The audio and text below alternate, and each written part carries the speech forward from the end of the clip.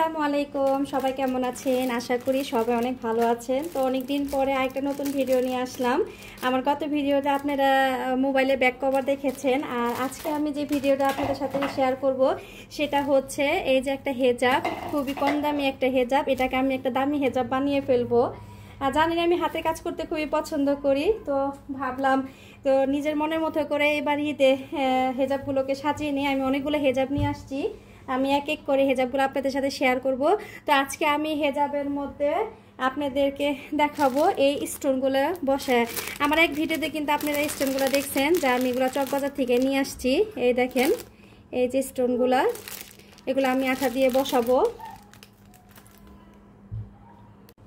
আমি দুই কালারের স্টোন নিয়ে আসছি একটা নিয়ে আসছি সিলভার কালার একটা নিয়ে আসছি আমি গোল্ডেন কালার তো আজকে আমি গোল্ডেন কালার হেজাবের মধ্যে আমি গোল্ডেন কালার স্টোনটা বসাবো যাতে বাহিরে রোদে বের হলে একটু গ্লেজ আসে এটার জন্য আমার লাগবে একটা হেজাব এরকম স্টোন আর এটা তো আপনারা সবাই পরিচিত এই আঠা আর আমি একটা এখানে হাতবোট নিয়ে নিছি কারণটা হচ্ছে আমি যখন এটার মধ্যে আঠাটা দিব আর এটা যে পাথরটা প্রেস করব তখন আমার কিন্তু এই টেবিলটার মধ্যে লেগে যাবে এটার জন্য আমি একটা বড় আমার যে রাউটার ছিল রাউটার স্ট্যান্ড এটা আমাদের স্ট্যান্ড লাগানো হয়েছে রাউটারের তো এটাকে আমি বড় করে নিব বড় করার পর আমি এখানে বিছিয়ে নিব এটার উপরে রেখে আমি হেজাবের কাজটা করব তো আমি এটা একটু খুলে নেই আমি দেখাচ্ছি এরকম কিছু না থাকলে আপনারা কোনো কাগজ কোনো পেপার যে কোনো জিনিস দিয়ে নিতে পারবেন এই পেপারটা অনেক শক্ত আমি যেভাবে করে জাস্ট একটু বিছিয়ে নিব যাতে আমার আঠাটা নিচের মধ্যে না লেগে যায় এই তো আমি একটু দূরে দূরে জাস্ট একটু ছিটা ছিটা করে বসিয়ে দিব যাতে এটা একটু গ্লেজি হয় তো আমি এটাকে ভালো করে বিছিয়ে নিই তারপরে আবার আপনাদের দেখাচ্ছি এটা আমি বিছিয়ে নিয়েছি আমি পেপার হাতবোর্ডটাকে আমি লম্বা করে বিছিয়ে নিয়ে যেহেতু আমার এটা পাশে বসাবো এটার জন্য আমি হাতবোর্ডটাকে পাশাপাশি করে রেখেছি আর আমি এটাকে একদম সুন্দর করে বিছিয়ে নিয়েছি এখন আমি দেখাবো আমি আগে স্টোনগুলো একটু এখানে ঢেলে নেই এই পাশে রাখলেই হবে এক সাইডে এই যে আমি আঠাটা এখন দিব আমি একটু দূরে দূরে বসাবো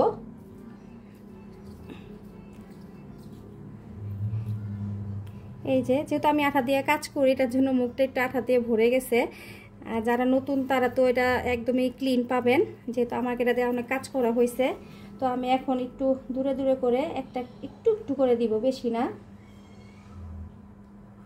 এই যে যাতে আমার এক লাইনের মধ্যে 5টা স্টোন বসে আমি এক লাইনে 5টা স্টোন দিব আর এক লাইনে আমি 4টা স্টোন দিব আর স্টোনটা কিন্তু আমি স্কোয়ার করে বসাবো না আমি একটু বাঁকা করে বসাবো এই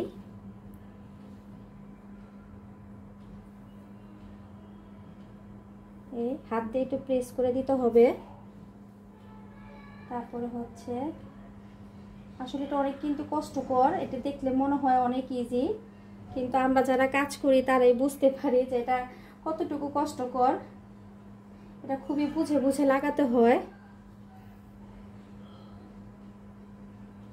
তো তারপর কিন্তু এটা আবার এভাবে উঠিয়ে দিতে হবে না হলে কিন্তু আমার নিচে পেপারে একদম লেগে যাবে তারপর আবার আমি এখানে একটু দিব এখন আমি 4 ঘর দিব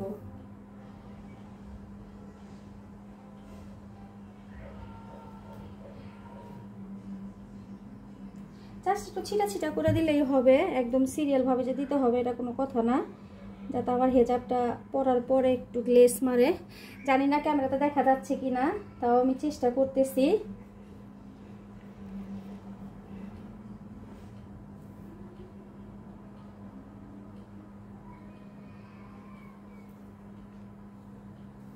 এটা যেহেতু একটু ভারী স্টোন এটা কিন্তু আমার ইয়াতে উঠবে না কোনো কাঠি দিয়ে উঠবে না এটা আস্তে আস্তে করে এভাবে করে আস্তে আস্তে করে নিচের দিকে নামিয়ে নিতে হবে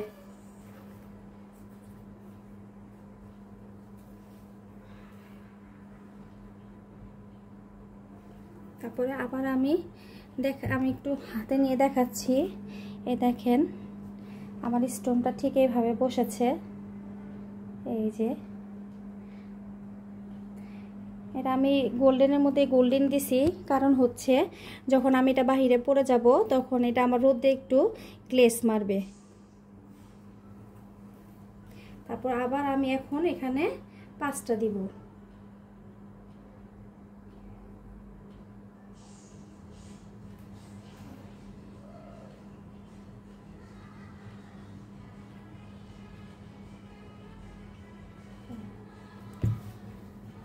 আমি এভাবে হাতে নিয়ে নিব, কারণ বারে বারে আমাকে এখানে ব্যাক করে আসতে হয়।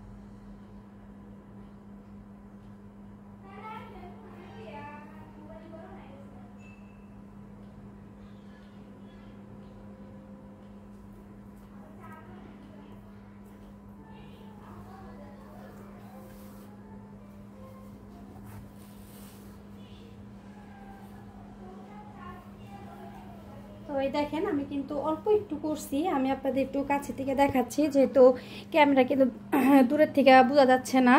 এই দেখেন আমি একটু ছিটা ছিটা করে লাগিয়েছি। এটা কিন্তু দাগ না, এটা কিন্তু এটা দাগ। এই দেখেন আমার যখন পুরাটা হয়ে যাবে তখন কিন্তু খুবই সুন্দর লাগবে। আর এটা কিন্তু গোল্ডেন কালারের স্টোন, এটা কিন্তু হোয়াইট কালার মনে হচ্ছে ক্যামেরাতে। তো আমি পুরাটা লাগিয়ে তারপর আমি আপনাদের দেখাচ্ছি। তো এই তো আমার কিন্তু একদম সম্পূর্ণ হিজাবে কিন্তু পাথর বসানো হয়ে গেছে। আমি জানি না ক্যামেরাতে বোঝা যাচ্ছে কিনা, আমি একটু ক্লোজলি দেখাচ্ছি। তো এই দেখেন আমার কিন্তু একদম পুরা, আমি একটু হালকা করে দিছি, কেউ চাইলে ঘন দিতে পারেন। সরি, আমার কিন্তু ওই যে ঠান্ডা লাগছে জানেন, আমার ঠান্ডা কিন্তু এখনও কমে নাই। আমার কান দুটোটা বন্ধ হয়ে গেছে, আমি ডাক্তার দেখাইছি, ডাক্তার বলছে যে আমার কানের পর্দা ব্লক হয়ে গেছে। আসলে আমাকে 3টা পরীক্ষা করতে বলছে। আমি এখনও, আর রমজান মাস তো এখন বের হওয়া যায় না, তো আমি ভাবছি ঈদের পরে যে পরীক্ষাটা করাবো, তারপরে দেখবো যে কানে কি সমস্যা হয়েছে। তো এই দেখেন আমার কিন্তু ফুল যে ইয়াটা আছে আমার হয়ে গেছে। তো আমি এখন এটা হ্যাঙ্গারে করে ফ্যানের বাতাসে শুকাতে দিব। এটা 5 থেকে 10 মিনিটের মধ্যে আমার এটা শুকিয়ে যাবে। তো গাইস এই দেখেন আমি কিন্তু হ্যাঙ্গারে ঝুলিয়ে নিছি, আর দেখেন এটা কতটা গ্লেজ মারতেছে। এটা জাস্ট যখন আমরা বাহিরে রাত্রে হোক আর দিনে হোক পরে বের হব, তখন কিন্তু এটা মনেই হবে না যে এটা একটা কম দামি হেজাব। সবাই মার্কেটে যে হেজাবটা খুঁজবে যে এরকম হেজাব স্টোন বসানো কোথায় আছে, কেউ কিন্তু খুঁজে পাবে না, কারণ যেহেতু এটা আমি আমার নিজের থেকে করেছি। তো আমি এরকম করে আরেকটা হেজাব করব, ওটাও আমি আপনাদের সাথে শেয়ার করব। তো আমি আরেকটা করে নিই, তারপর আমি দুইটা আপনাদের একসাথে দেখাবো। ওটা তো আমার হয়ে গেছে। এখন আমি যে পার্পল কালারটার মধ্যে করব, আর এখন আমি এটার মধ্যে দিব এই গ্লেজি পাথরটা, এটা দিব। এটা দিলে একটু বেশি গ্লেজ মারবে, এটা দিব আমি, এটা দিলে বেশি সুন্দর দেখা যাবে। এই দেখেন অনেক গ্লেজি, এটা অনেক গ্লেজি। তো আমি এখন এই দেখেন আমার এটার অবস্থা কি হয়েছে। এখন যদি আমি হার্ডবোর্ডটা না নিতাম তাহলে আমার চাদরটা নষ্ট হয়ে যেত। এখন আমি এটাতে করব, তো দেখি এটাতে কেমন দেখা যায়। আসলে হেজাবগুলো কিন্তু একটু কুচকানো থাকে, তারা যে পিকুটা করে এই পিকুটা খুব সুন্দর করে না। তো করার আগে এভাবে টান দিয়ে নিতে হবে, তাহলে হেজাবটা একটু টান টান হবে। এই যে দেখছেন পিকু একদম দেখেন কিভাবে ঘুচে রয়েছে এই জায়গাটা, এটার জন্য এটাকে আমার এভাবে একটু টান দিয়ে নিতে হবে। তো আমি এখন আগের মতোই এটাকে আবার সমান করে বিছিয়ে নিব। আসলে এগুলো হেজাবে কোনো সিধা বা উল্টা নেই, যে কোনো এক সাইড দিলেই হবে। এই তো আমি এখন এভাবে করে, দেখছেন এটা কিন্তু একদম সমান না, এটা একটু ঘুচানো। তো যাই হোক সমস্যা নাই, আমি এটাকে ঠিক করে নিব। তো এখন আমি বসিয়ে দিব। আর এই আঠাগুলো কিন্তু ফ্যানের বাতাসে করবেন না, ফ্যানের বাতাসে করলে দেখেন মুখটা কেমন হয়ে গেছে আমার, আমি দেখাচ্ছি, দেখেন দেখছেন এরকম হয়ে যায়। তো এটা একটা ভিজা কাপড় দিয়ে মুছে নিলে আপনাদের জন্য সুবিধা হবে। আমার কাপড় টুকরাটা আমার বাবু নিয়ে চলে গেছে। তো আমি এখন একদম কর্নার থেকে কাজটা শুরু করব।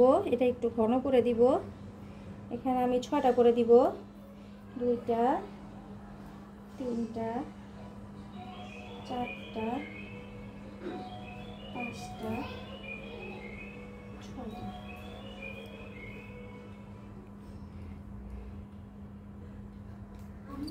মেবিকে যেন আসছে। তো গাইস দেখেন আমি কিন্তু এক লাইন দিয়ে নিছি, তার সাথে সাথে কিন্তু এটা এইভাবে উঠিয়ে ফেলতে হবে, না হলে কিন্তু আমার কাগজের সাথে এটা লেগে যাবে। তো আমি এখন আরেক লাইন করব, এই যে এটা একটু পাশাপাশি করে করব।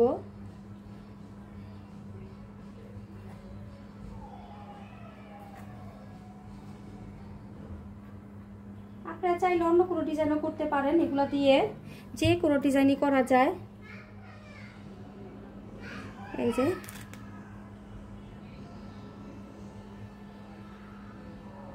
ওই পাথর থেকে কিন্তু এই পাথরটা সবচেয়ে বেশি গ্লেজি।